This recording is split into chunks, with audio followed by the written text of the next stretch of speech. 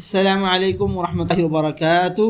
آج کے سبق میں ہم سیکھیں گے قرآن میں آنے والے ایک اہم لفظ لن ناصبہ کے بارے میں۔ یہ چھوٹا سا لفظ ہے لیکن اس کے دو بڑے اثر ہوتے ہیں۔ لفظی اثر، لن ناصبہ جب کسی فعل پر آتا ہے تو اس فعل سے پیش ہٹا کر زبر دے دیتا ہے، اور اگر آخر میں نون ہو تو اسے گرا دیتا ہے۔ معنوی اثر، لن ناصبہ یہ بتاتا ہے کہ کوئی کام آئندہ کبھی نہیں ہوگا، یعنی پکی بات ہے کہ آگے جا کر بھی وہ کام نہیں ہو سکے گا۔ مثال ینجح، وہ کامیاب ہوتا تو لن ینجح، وہ آگے بھی کامیاب نہیں ہوگا۔ پرانی مثال لن تجد لسنت اللہ تبدیلا، تم اللہ کی سنت میں ہرگز تبدیلی نہیں پاؤ گے۔ لن نصبر علی طعام واحد، ہم ایک کھانے پر ہرگز صبر نہیں کریں گے۔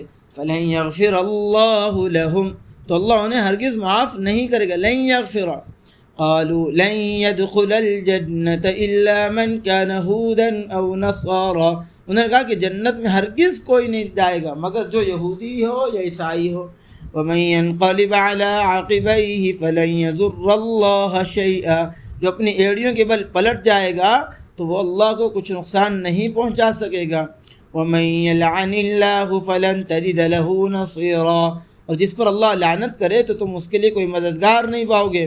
تو خلاصہ یہ ہے کہ لن ناصبہ قرآن میں آنے والا ایک مضبوط نفی کا لفظ ہے جو ہمیں بتاتا ہے کہ کوئی کام آئندہ کبھی نہیں ہوگا، ساتھ ہی فعل کے اعراب میں بھی تبدیلی پیدا کرتا ہے۔ اب جب آپ قرآن میں لن ناصبہ دیکھیں تو اس کا مطلب اور اثر فوراً سمجھ جائیں، اور اگر آپ کو یہ ویڈیو فائدہ مند لگی ہو تو اسے لائک کریں اور دوستوں کے ساتھ ضرور شیئر کریں تاکہ سب قرآن کو بچ سکیں۔